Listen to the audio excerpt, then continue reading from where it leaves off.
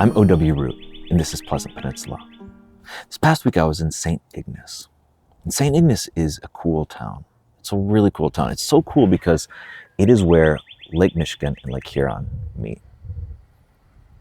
In town, right down by the beach, right down on Main Street, sitting in a restaurant, you can look over Lake Huron and you look over and see Mackinac Island in the distance. You see the ferries coming and going. And then if you go 10 minutes outside of town, you take US 2 west, there are these places where you can just pull off and have a picnic. Picnic tables, grills, big open parks.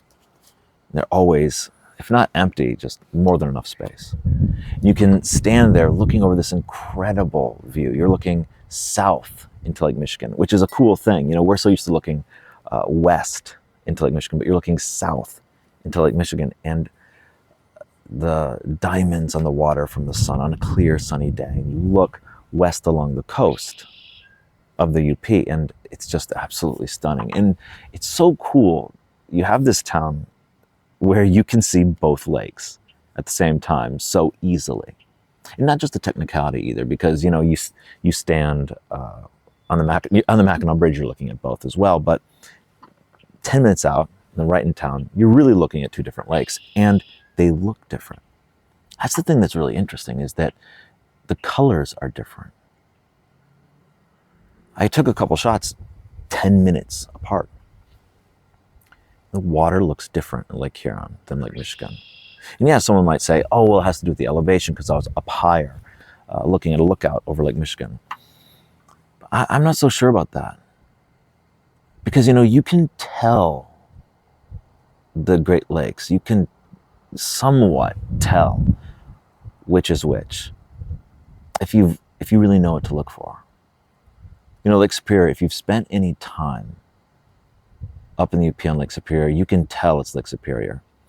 And yeah, maybe not looking over just water. Maybe not, if you had no landed there, maybe you wouldn't be able to tell the difference. Maybe you could. It'd be pretty tough there. But if you have any land in there, and you don't even need to know the actual geographical markers or the actual location, you can kind of tell. You know, you look at Lake Superior and it's just all trees on the coast. And the water is really dark, really, really dark. And there's just, you're really not seeing any towns. You're not seeing too many boats either. It's just, or comparatively, it's dark, deep water, shoreline trees. And that shade, the shade is different. That shade, there's almost a turquoise shade to Lake Michigan sometimes. I've never seen that same shade on Lake Huron. And if it does exist on Lake Huron, it definitely isn't there by St. Ignace. And I was just stunned by that. It's a fascinating thing. These are these things that, the little nuances and the little details of the Great Lakes. Yeah, they're huge lakes. And yeah, Lake Michigan, Lake Huron bump up against one another. But they sure do look different. Is it in our heads or is it real? I don't think it's just in our heads. It's real in some way. And if not real all the time, it's definitely real in some way, in some places. It's definitely real. St. Ignace and on US 2.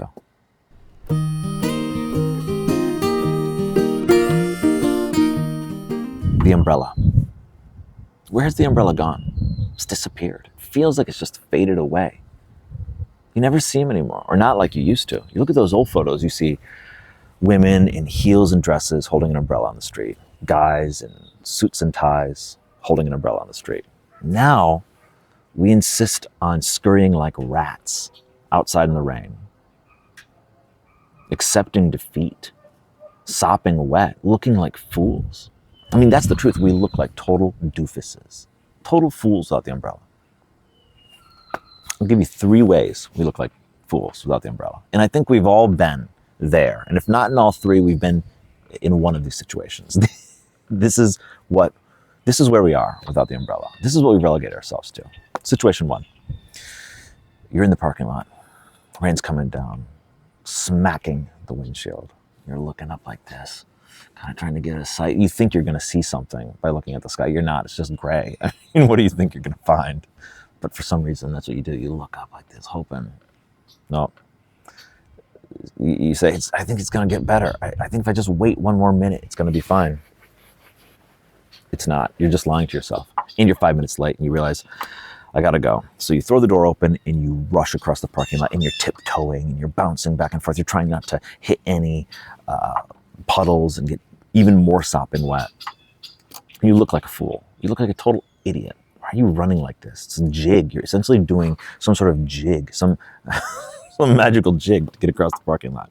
Then you're sopping wet for the next 20 minutes in the office or in the store, wherever you are. We've been there. It's not a good place to be. Second one is the trudge, the march through the rain. You got to get there. You don't have a car. You got to walk a long way, many blocks, maybe a mile, or just even just a couple blocks. And instead of running, you say, well, maybe I'll just make peace with the rain, and maybe when I run, I get wetter. So I'll just methodically walk through the rain. I'll just force my way through it. I'll accept defeat.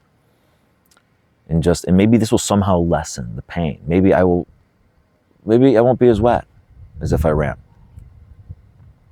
So you're stomping through the rain. Your shoes are soaking wet, sloshing around in there.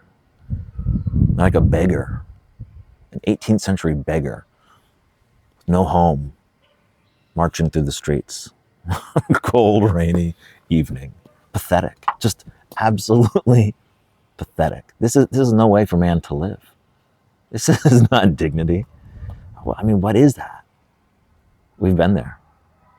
That's another tactic we try. And then the third tactic. We're getting closer with this third tactic.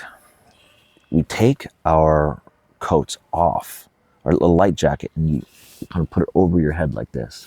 And we put our elbows out like this. And it's a semi-shield. It's kind of a makeshift umbrella, a poor man's umbrella. We just rigged it up. Again, we look like a goose about to attack. We've got our wings out, about to attack. And at that moment, we think we're succeeding because we're shielding our heads, but our legs are getting wet. And you ask yourself, why don't I just have an umbrella in that moment? Why are we trying to recreate an umbrella with our jacket? These are the three ways we look like total doofuses without umbrellas. And it's so bizarre because the umbrella has been around. I mean, we have the technology. I said we've forgotten the technology, but we have the technology. The umbrella is ancient. You can find umbrellas depicted in ancient Egyptian art in 2450 BC. I mean, that's how old the umbrella is. What does it say about us that today we're scurrying across like rats, doing jigs, trying to avoid the puddles, looking like beggars in the night, looking like geese about to strike, when all we need is an umbrella? Are we progressing or are we regressing? They had the umbrella in ancient Egypt. We just look like doofuses without one. I'm O.W. Root for Michigan Enjoyer.